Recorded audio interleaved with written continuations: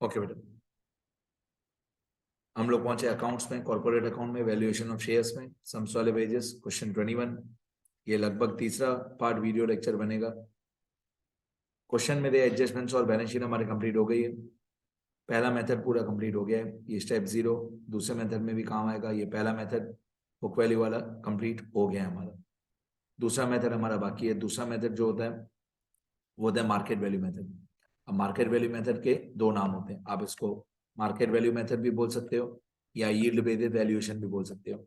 इसमें पहला स्टेप होता है स्टेप 1A एडजस्टमेंट्स, वो इस क्वेश्चन में थी नहीं, मतलब कुछ भी प्रॉफिट प्लस करना बाकी है, इनकम प्लस करना बाकी है, एक्सपेंस माइनस करना बाकी है, वो इस क्वेश्चन में नहीं था, तो एडजस्टमेंट नहीं था। सिंपल एवरेज या वेटेड एवरेज भी इस क्वेश्चन में नहीं था, क्योंकि ऑलरेडी हम लोगों को एक एवरेज प्रॉफिट ही दिया हुआ था, तो सिंपल एवरेज या वेटेड एवरेज भी इस क्वेश्चन में नहीं था। मैं वो सारे स्टेप्स डिलीट कर रहा हूँ। फिर इसके बाद आता है step 1C, 1A 1B 1C। 1C होता है स्पेसिमेन ऑफ प्रॉफिट।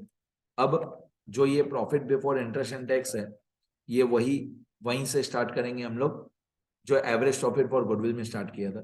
शायद 3,05,000 था, एवरेज प्रॉफिट फॉर गुडविल में जाएंगे, ये रहा, ये 3,05,000 था। ठीक है, प्रॉफिट बिफोर टैक्स कितना था? 3,05,000। यही 3,05,000 जो आईटीडी फॉर्मेट था, ये देखो लिखा है आईटीडी फॉर्मेट, ये एवरेज प्रॉफिट फॉर गुडविल वाला स्टेप था हमारा। इसमें 3,05,000 से शुरू किया था, फिर से शुरू 3,05,000 से ही करेंगे, लेकिन एवरेज प्रॉफिट फॉर गुडविल में होता है आईटीडी और एवरेज प्रॉफिट फॉर शेयर्स में होता है टीजीडी। ठीक है, अभी सीखते सीखते जाना। ये हमारा एवरेज प्रॉफिट फॉर शेयर्स, इसका फॉर्मेट होता है टीजीडी। स्टार्ट करेंगे हम 3,05,000 से। इसमें हमारा टैक्स का परसेंटेज था 60%, तो 60% हम निकालेंगे 3,05,000 रुपए का, तो 3,05,000 मल्टीप्लाई बाय 60 डिवाइडेड बाय 100, तो 3,05,000 का 60%। अब 3,05,000 मल्टीप्लाई बाय 60 डिवाइड बाय 100, ये होता है 1,83,000। ये 1,83,000 हम लोग कर देंगे माइनस, तो 1,83,000 माइनस कर देंगे तो हमारा आंसर आएगा 3,05,000 माइनस 1,83,000, तो आंसर आएगा 1,22,000। इसके बाद हम amount transfer to general reserve minus करते हैं। अगर amount transfer to general reserve percentage में दिया हुआ हो 10%, 20% या जितना भी परसेंट, वो इस 1,22,000 पे निकालते हैं। मतलब इसका जो परसेंटेज निकालते हैं, अगर अमाउंट ट्रांसफर टू रिजर्व या जनरल रिजर्व परसेंटेज में दिया हो तो 1,22,000 का परसेंटेज निकालते हैं। इस क्वेश्चन में नहीं था, तो इस क्वेश्चन में मैं 0 लिख देता हूँ। कहते अगर हो, समझो 10% हो, सपोज 10% हो, तो 1,22,000 का 10% इस क्वेश्चन में नहीं है। अब ये जनरल रिजर्व ने माइनस कर दिया, तो बाकी बचेगा 1,22,000 माइनस 0, तो ऑब्वियसली बाकी बचेगा 1,22,000।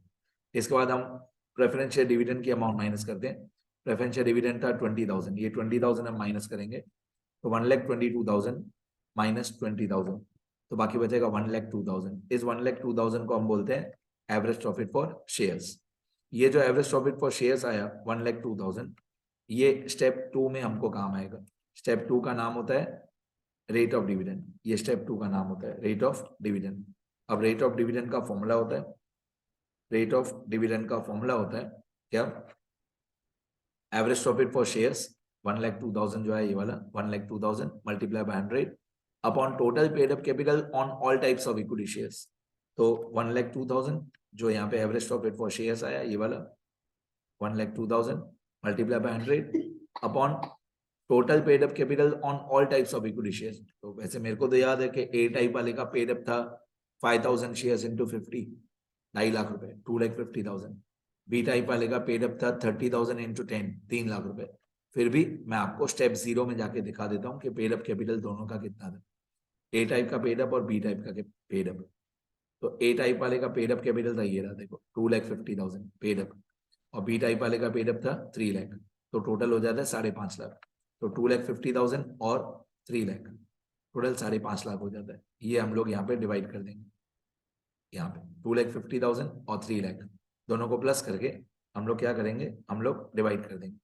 तो 2,50,000 और 3 लाख ये होता है 5.5 लाख, तो 1,02,000 मल्टीप्लाई बाय 100, 1,02,000 जो ये वाला एवरेज प्रॉफिट पर शेयर आया multiply bye 100 upon total paid up capital 5.5 lakh. अब 1,02,000 multiply by 100 divided by 5.5 lakh, तो ये आता है 19%। देखें पॉइंट में तो नहीं है, हाँ पॉइंट में है, 18.545 रफली अप्रोक्सीमेटली 18.55%, इसको रेट ऑफ डिविडेंड बोलते हैं। अब ये जो रेट ऑफ डिविडेंड आया 18.55%, ये मार्केट वैल्यू निकालने में काम आएगा। ठीक है, थोड़ा इजी कर दूं।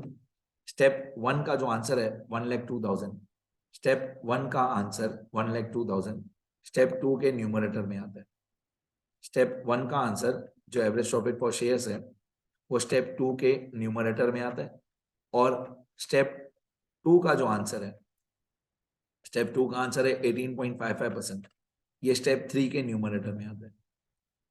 स्टेप 2 का आंसर 18.55%, ये स्टेप 3 के न्यूमरेटर में आता है। यहाँ पे market value per equity share, इसमें 18.55% आ जाएगा, 18.55%। ठीक है, 18.55%। ये टाइप ए में भी काम आएगा 18.55, टाइप बी में भी काम आएगा, राइट।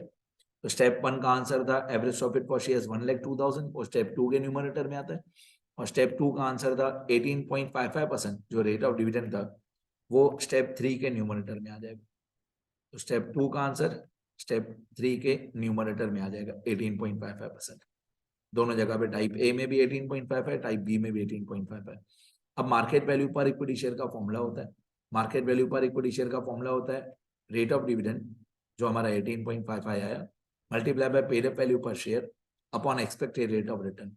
तो paid up value per share आपको याद है, टाइप ए में अभी अभी मैंने बताया 50 रुपए पेड अप था, फेस वैल्यू थी 100 रुपए, उसमें 50 रुपए पेड अप था, तो पेड अप था पर शेयर 50 रुपए, तो rate of dividend 18.55 multiply by paid up value per share 50 rupees upon expected rate of return, वो तो आपको मालूम है क्वेश्चन में 10% दिया होता। फिर टाइप बी में rate of dividend 18.55 multiply by paid up value per share था 10, टाइप बी में 10 रुपए की फेस वैल्यू थी और पूरा 10 रुपए पेड अप था, तो multiply by paid up value per share 10, तो 18.55 जो रेट ऑफ डिविडेंड आया, multiply by paid up value per share 10 upon expected rate of return 10, तो 18.55 मल्टीप्लाई बाय 10 डिवाइडेड बाय 10, तो 18.55 आएगा, और 18.55 मल्टीप्लाई बाय 50 डिवाइडेड बाय 10, तो 92.75 आएगा।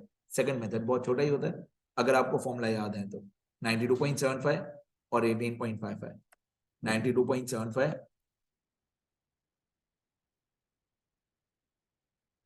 92, ये रहा 92.70 चलेगा, और 18.54 की जगह 18.55 चलेगा। 92.5 या 92.7 एक ही बात है, और 18.55 की जगह 18.54 एक ही बात है। तो तीसरा मेथड जो लास्ट होता है मेथड फेयर वैल्यू, वो इन लोगों ने पूछा नहीं है, पर फिर भी मैं एक बार सॉल्व करके बता देता हूँ। इन लोगों ने फेयर वैल्यू पूछा नहीं है, मैं फिर भी यहाँ पे फेयर वैल्यू सॉल्व कर देता हूँ। फेयर वैल्यू का फॉर्मूला होता है, थर्ड मेथड का नाम होता है फेयर वैल्यू। फेयर वैल्यू का फॉर्मूला होता है book value plus market value upon 2, book value plus market value upon 2। अभी पहले टाइप ए सॉल्व कर देता हूँ, फिर टाइप बी सॉल्व कर देता हूँ, टाइप ए और टाइप बी का फेयर वैल्यू। अब टाइप ए में बुक वैल्यू पर शेयर, तो टाइप ए का बुक वैल्यू बहुत ऊपर था, स्टेप 7 में था, ये रहा। टाइप ए का बुक वैल्यू था 77.5, 77.5, और टाइप ए का मार्केट वैल्यू था ये 92.75, तो 77.5 प्लस 92.75, इन दोनों को प्लस करके फिर डिवाइड बाय 2 करेंगे।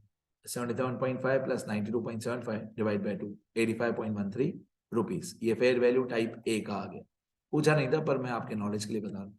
अब टाइप बी का बुक वैल्यू ये रहा 12.75, ये वाला 12.75, टाइप बी का बुक वैल्यू 12.75, और टाइप बी का मार्केट वैल्यू ये 18.55, ये वाला 18.55, ये जो अभी अभी निकाला मार्केट वैल्यू 18.55, तो 12.75 प्लस 18.55 डिवाइड बाय 2, तो ये दोनों को प्लस करके डिवाइड बाय 2 तो आएगा 15.65, तो दोनों का फेयर वैल्यू भी आ गया। डन, दैट्स इट, बस ये क्वेश्चन यहाँ तक ही था। ठीक है, ये थियरी वाले पेज में एक रूल बताया था, ये ट्रेडिंग इन्वेस्टमेंट्स का इंटरेस्ट या ट्रेडिंग इन्वेस्टमेंट का डिविडेंड, इस पूरे सम में मेथड में 11 के 11 स्टेप में कहीं पे भी काम नहीं आता। 11 स्टेप मतलब पहले मेथड के 7 स्टेप, दूसरे मेथड के 3 स्टेप, और तीसरे मेथड का 1 स्टेप। अब ये पूरा आंसर खत्म हो गया, मैं स्क्रॉल कर देता हूँ। स्टेप्स याद करना, फॉर्मूला याद करना, सब कुछ फॉर्मूला के ऊपर ही है। मैं एक बार स्क्रॉल कर देता हूँ, बहुत लेंथी है मुझे पता है, बट इसका वेटेज भी बहुत ज्यादा होता है। तो एक बार मैं स्क्रॉल करता हूँ, लिखना अच्छे से। ये मेरा नाम और नंबर है, कुछ भी सीखना हो कभी भी। ये क्वेश्चन है अयोध्या लिमिटेड, यहां तक क्वेश्चन है। ये टेक्स्ट बुक वालों का आंसर। अब ये मैंने जो आंसर लिखा, स्टेप 0, स्टेप 1, ये स्टेप 1 है पूरा। Step 1 capital employed for goodwill, फिर step 2 expected profit, step 3 average profit for goodwill, 3A, 3B और 3C।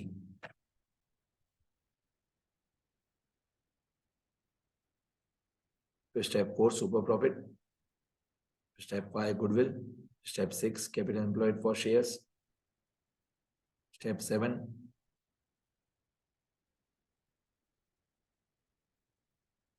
पॉज करके लिखते रहना।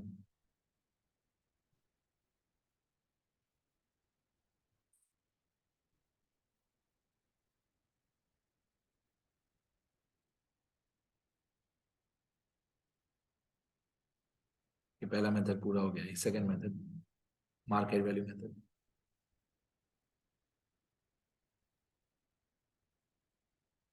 इसका step 1 TGD, step 2 rate of dividend, step 3 market value, फिर लास्ट फेयर वैल्यू। बस यहाँ पे खत्म हो गया। ठीक है, लिखते रहो, लिखते रहो बेटा। स्टेप्स याद करना, फॉर्मूला याद करना सारे।